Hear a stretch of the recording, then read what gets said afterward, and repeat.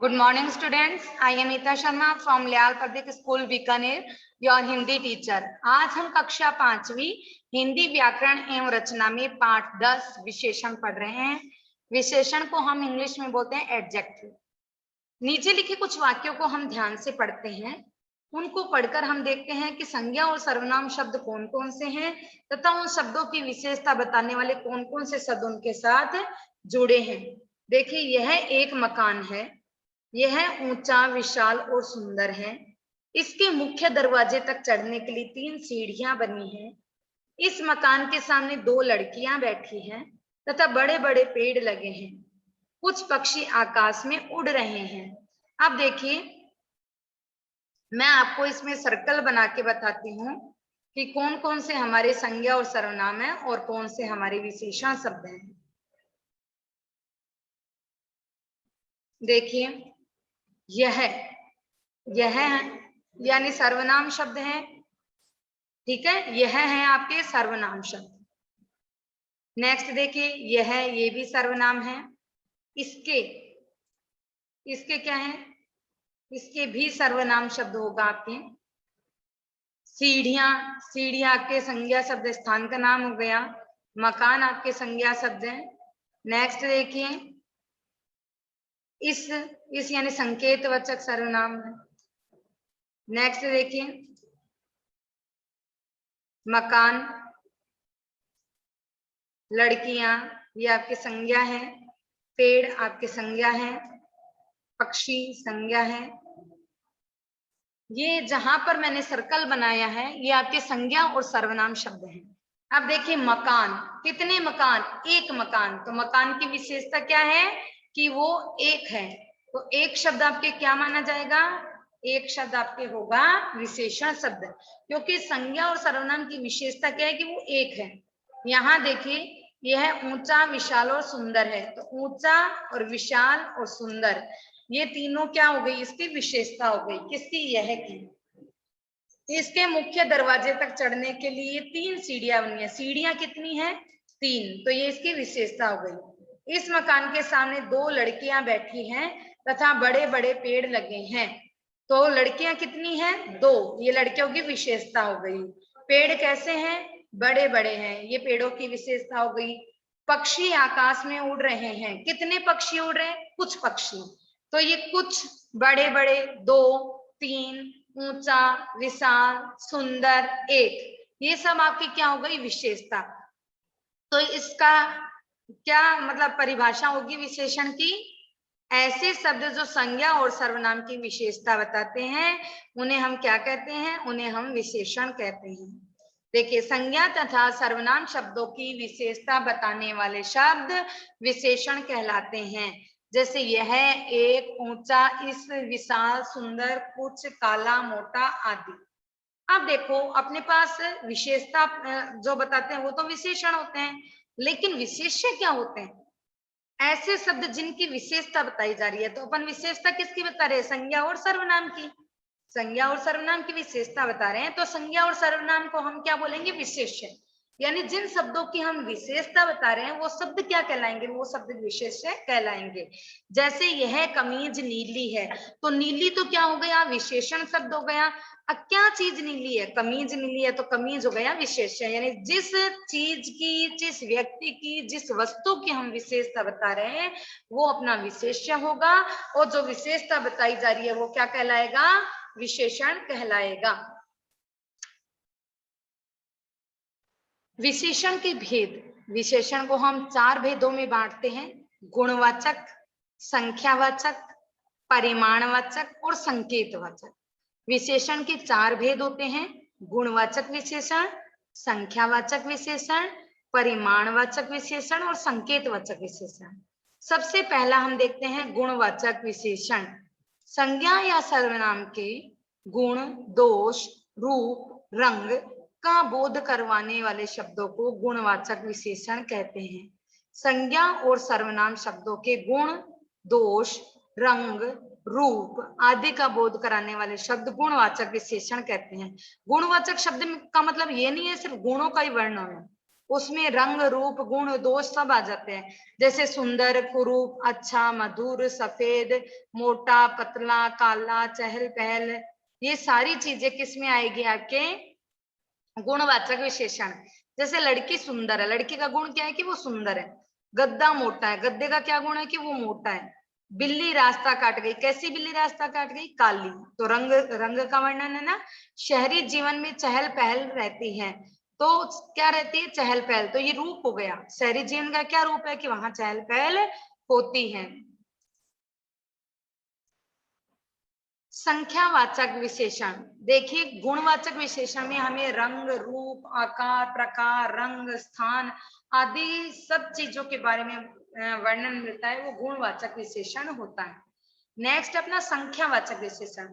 संख्या तो आपको पता ही है, काउंटिंग करने वाली चीजें, जैसे 1 2 3 4 यानी 1 2 3 4 5, यानी जो संख्या होती है वहां पर आपको संख्या, संज्ञा और सर्वनाम की निश्चित या अनिश्चित संख्या का बोध कराने वाले शब्दों को संख्यावाचक विशेषण कहते हैं। जैसे 1 2 3, 10 20, कुछ, अनेक, कम, अधिक आदि।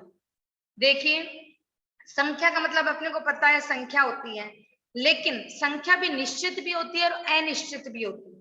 ठीक है, निश्चित का मतलब जैसे मैंने बता दिया मेरे पास 5 पेन है, ठीक है, तो मैंने संख्या निश्चित बता दी मेरे पास कितने पेन है? 5। अगर मैं बता दूं मेरे पास कुछ पेन है, तो आपको पता नहीं है कि मेरे पास कितने पेन है। हालांकि मैं आपको काउंटिंग करके बता सकती हूँ, पर मैंने उसको काउंट नहीं किया है, मैंने सिर्फ आपको बताया कि मेरे पास कुछ पेन है। तो कुछ में कितने भी पेन हो सकते हैं, 2 4 5 10 15 20, कितने भी पेन हो सकते हैं। पर वहां पर मैं क्या कर रही हूँ? अनिश्चित संख्यावाचक है, वहां पर मेरे पास संख्या निश्चित नहीं है, मैंने अनिश्चित बताया। मान लो कक्षा में बच्चे आए, मेरे से पूछा जाए आज कक्षा 5वीं में कितने बच्चे आए, मैं बता दूं 24 बच्चे आए, तो 24 बच्चे क्या हो जाएंगे आपके? निश्चित संख्यावाचक। मैं बोल दूं आज तो थोड़े ही बच्चे आए या कम बच्चे आए, कुछ ही बच्चे आए, तो वो क्या होगा? अनिश्चित संख्यावाचक, यानी मैं निश्चित संख्या नहीं बता रही हूँ। ठीक है, जैसे देखिए मेरे पास 5 पेन है, ये निश्चित संख्यावाचक है। कुछ हाथी भाग रहे हैं, कुछ यानी कितने, हम कुछ भी नहीं बता रहे कि कितना, पक्का कुछ भी नहीं बता पा रहे हैं, इसलिए वो अनिश्चित संख्यावाचक होगा।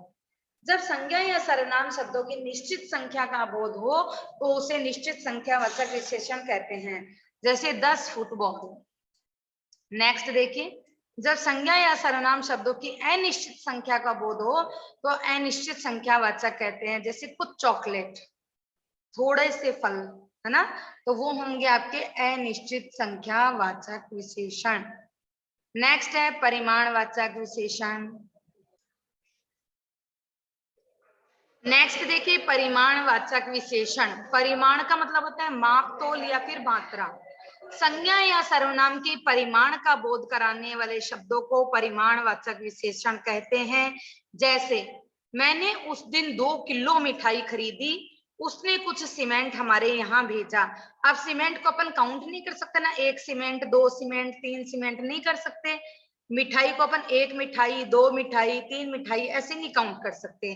उसको काउंट करने के लिए उसकी काउंटिंग नहीं होती, उसको हम तोलते हैं।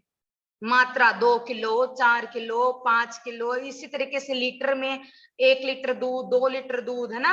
तो जहां पर हम निश्चित मात्रा बता दें, लीटर, सेंटीमीटर, मिलीमीटर, किलोमीटर, तो वो तो होगी आपके निश्चित परिमाणवाचक। और मैं कह दूं थोड़ा सा दूध दे दूं तो वो होगा अनिश्चित। थोड़े से में क्या, 250 ग्राम, 500 ग्राम, लीटर, आधा लीटर, मिलीलीटर, कितना दूध, मैंने उसकी मात्रा निश्चित नहीं बताई है, तो वहां पर क्या होगा? अनिश्चित परिमाणवाचक। इसी तरीके से मैं कह दूं 10 किलो लड्डू दे दीजिए, तो वहां पर मैंने मात्रा निश्चित रूप से मात्रा बता दी कि 10 किलो लड्डू देना है, तो वो हो गया आपके निश्चित परिमाणवाचक। अगर मैं कह दूं कि भाई साहब थोड़े से लड्डू दे दीजिए, अब थोड़े से का मतलब क्या मीन्स हो सकता है? 2 5 10 15, 2 किलो 5 किलो, आधा किलो, 250 ग्राम, मैंने कुछ भी नहीं बताया, सिर्फ कहा थोड़े से लड्डू दे दीजिए, तो वहां पर आपके क्या होगा?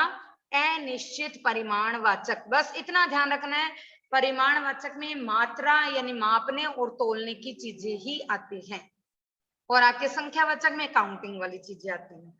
जैसे संख्यावाचक था ना, निश्चित और अनिश्चित, सेम वही प्रोसीजर परिमाणवाचक में है। इसमें भी निश्चित और अनिश्चित है। जहां पर हम मात्रा या मापतोल निश्चित रूप से बता दें वहां पर निश्चित परिमाणवाचक, और जहां पर मापतोल अपन निश्चित रूप से नहीं बता पाए वो अनिश्चित परिमाणवाचक विशेषण होता है।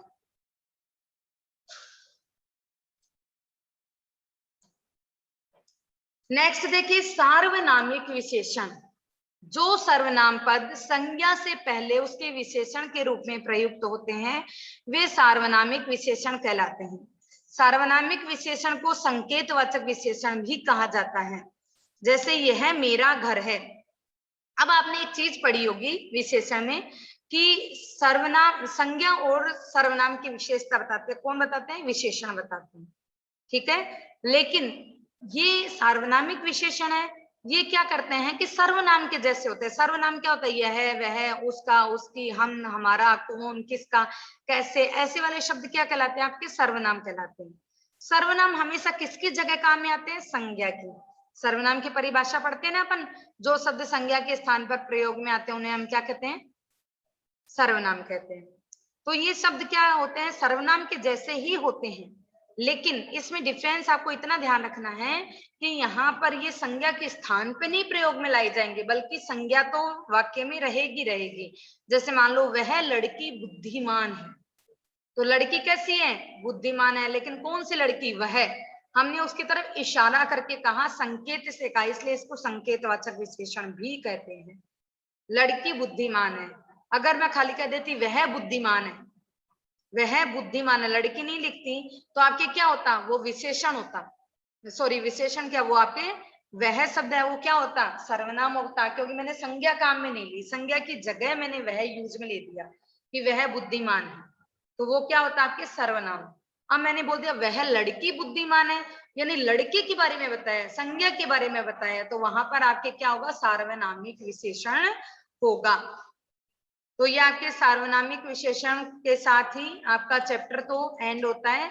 अब अपने को कुछ चीजें ये देखनी है कि विशेषण किस किस से रचना होती है। संज्ञा, ग्राम से क्या बना? ग्रामीण। गांव में रहने वाला क्या होता है? ग्रामीण। दया, जिसके मन में दया होगी वो क्या होगा? दयालु। दयालु विशेषण हो गया। मानव, मानव से क्या बना? मानवीय। मानवीयता, मानवीय। राष्ट्र से क्या बना? राष्ट्रीय। चमक से बना? चमकीला। संसार से बना? सांसारिक। मास से बना? मासिक। भारत से बना? भारतीय। इसी तरीके से देखो सर्वनाम शब्दों से, मैं से क्या बना? मेरा। आप से आपका। कौन से कैसा। जो से जैसा। यह से ऐसा और वह से वैसा। इतना ध्यान रखो कि सर्वनाम शब्द क्या होते हैं? मैं, आप, हम, यह, वह, जो, कौन, कैसा, ऐसे वाले शब्द क्या होंगे? आपके विशेषण शब्द, सर्वनाम शब्द होंगे। और सर्वनाम से हम क्या बना सकते हैं? विशेषण शब्द बना सकते हैं। इसी तरह देखो क्रिया से, देखो बहना। बहना से, बहना क्या होती है? क्रिया। और बहना से क्या बनेगा? विशेषण बहाव। पढ़ना क्रिया, पढ़ना से पढ़ाकू विशेषण बना। खाना क्रिया हो गई, खाना से खाऊ। ठीक है। भूल, भूल क्या हो गई? भूलना, अपन कोई चीजें भूल जाते ना, तो भूल क्या हो गई? क्रिया हो गई। और भूल से क्या बना? ये तो भुलक्कड़ है, यानी ये उसका विशेषण हो गए। ठीक है। देखो निम्नलिखित शब्दों के जो विशेषण शब्द हैं उनके आगे हमने विशेष्य बताने। नमकीन, समोसा, समोसा नमकीन ही होता है। सुंदर, लड़की। उत्तम विचार, वाह कितने उत्तम विचार है, बोलते ना अपन। सरल स्वभाव, वो तो बेचारा बहुत सरल स्वभाव का है, बोलते ना, तो सरल स्वभाव। निम्नलिखित शब्दों के उपयुक्त विशेषण सोचकर रिक्त स्थान भरिए। घटना, दुखद घटना, बुरी घटना हो गई, दुखद घटना। रात, कैसी रात? सुनसान रात। विचार, श्रेष्ठ विचार। पुस्तक, अच्छी पुस्तक। ठीक है, ये इसके विशेषण हो गए, हमने विशेषण बता दिए। इसी तरीके से देखो वह बीमार है, सर्वनाम छांटना और सार्वनामिक विशेषण छांटना है। वह बीमार है, अब कौन बीमार है? संज्ञा शब्द हमें नहीं बताया, तो यहाँ पर ये वह शब्द है वो क्या है? सर्वनाम। वह शब्द क्या होगा? सर्वनाम शब्द होगा। तो ये वह है वो क्या होगा? सर्वनाम होगा। और सार्वनामिक विशेषण देखिए, वे स्त्रियां बुनाई कर रही है, तो मैं अगर सिर्फ इतना बोल दूं वे बुनाई कर रही है तो क्या होगा, आपके सर्वनाम होगा। लेकिन मैंने बोला वे स्त्रियां बुनाई कर रही है, यानी स्त्रियां क्या होता है आपका, क्या होता है, संज्ञा शब्द। तो संज्ञा शब्द से जस्ट पहले सर्वनाम के जैसा सा शब्द आए तो वो क्या होगा, आपके सार्वनामिक विशेषण। सबको क्लियर है, तो ये आपके सार्वनामिक विशेषण होगा।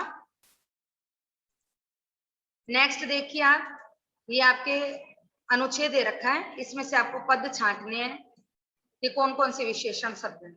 अब देखिए, मुझे नमकीन रोटी अच्छी लगने लगी, विशेषण क्या है, रोटी की विशेषता क्या है कि वो नमकीन है, तो ये नमकीन होगा आपके विशेषण।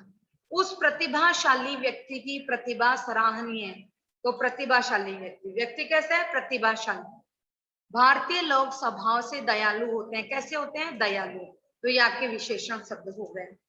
तो ये विशेषण का चैप्टर यहीं पर समाप्त होता है। आज की कक्षा में इतना ही। धन्यवाद बच्चों।